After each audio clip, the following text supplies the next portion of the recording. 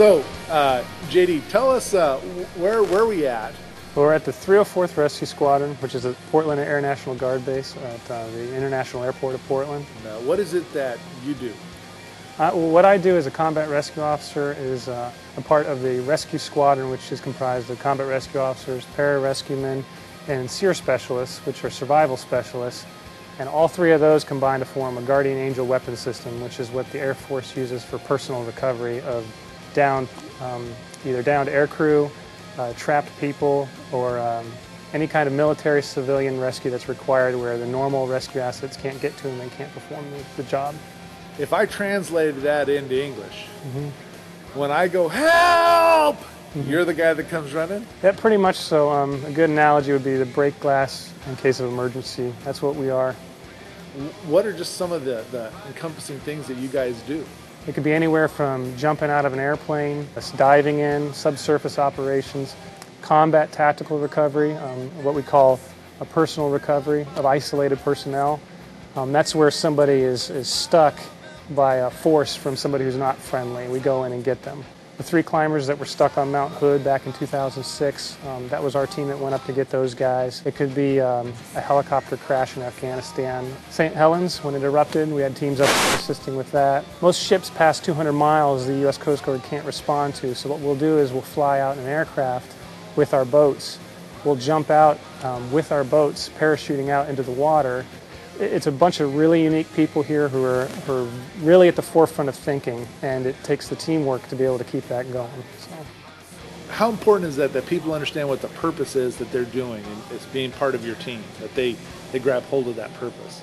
Well, there's a lot asked from the individuals when they're doing these jobs, just like everybody has a lot asked from them in their day-to-day work.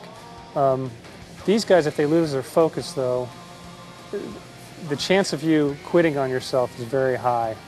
You've got to know the end state, where you're getting to, what the purpose is, which ultimately is saving a human life, saving somebody who can't save themselves. I remember the first time I jumped out of an aircraft in free fall. I'm standing at the edge of the ramp, and I'm thinking, this is insane. I'm the second guy out, and the first guy goes out and is like, well, he did it, I guess I got to do it too. And I just went out. And it wasn't because I'm better than anybody else. It's just I had that focus of what the end state was. It doesn't matter what my pain is. It's who's that person on the other end that I could help? What's their pain? And that's what, not only myself, that's what everybody in here, that's what their common thread is that we know what the end state is, and we know that it's important enough to sacrifice my comfort to get there. What's the impact for you and what you do if you just kind of bring half your effort, you're only halfway committed to the task, and you're only half-hearted about it. You only have half your intention in it. Well, I'm sure you're familiar with the term dead weight, and that's what you become on a team, is dead weight if you're not fully in it.